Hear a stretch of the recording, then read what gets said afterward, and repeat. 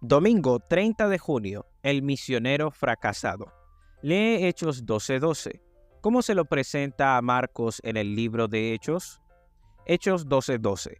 Y habiendo considerado esto, llegó a casa de María, la madre de Juan, el que tenía por sobrenombre Marcos, donde muchos estaban reunidos orando. Parece verosímil que Juan Marcos, el más probable autor del Evangelio de Marcos, era un hombre joven cuando ocurrieron los hechos registrados en Hechos 12, tal vez a mediados de la década del año 40 del primer siglo. Se lo presenta en el versículo 12 como el hijo de una mujer llamada María. Evidentemente, ella era adinerada y simpatizante de la iglesia y fue anfitriona de la famosa reunión de oración celebrada en su hogar que registra Hechos 12. Tanto la historia de la huida de Pedro de la prisión y de los hechos que le siguieron como la subsiguiente muerte de Herodes están repletos de contrastes asombrosos y aún jocosos entre Pedro y el rey. Juan Marcos en realidad no juega ningún papel en la historia, pero la presentación que se hace de él en este punto es la preparación para su posterior conexión con Pablo y Bernabé. Lee Hechos capítulo 13, versículos 1 al 5 y 13. ¿Cómo se vinculó Juan Marcos con Saulo y Bernabé y cuál fue el resultado? Hechos 13 del 1 al 5.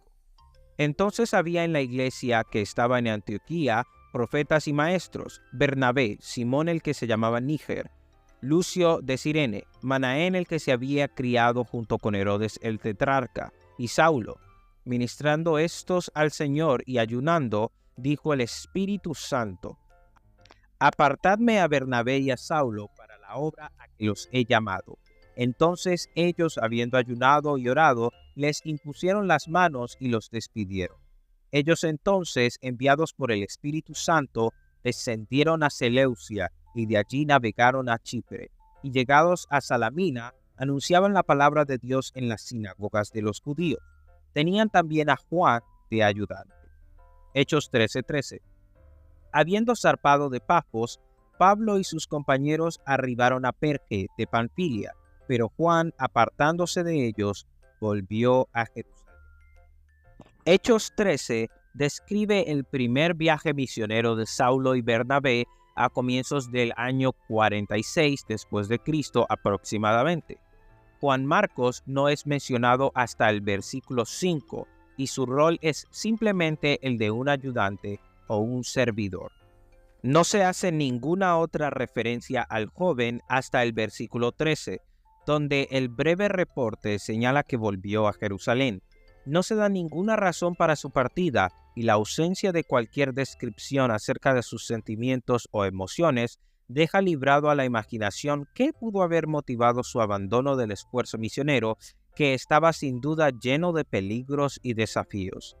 Elena de White indica que Marcos, abrumado por el temor y el desaliento, vaciló por un tiempo en su propósito de entregarse de todo corazón a la obra del Señor. No acostumbrado a las penurias, se desalentó por los peligros y las privaciones del camino.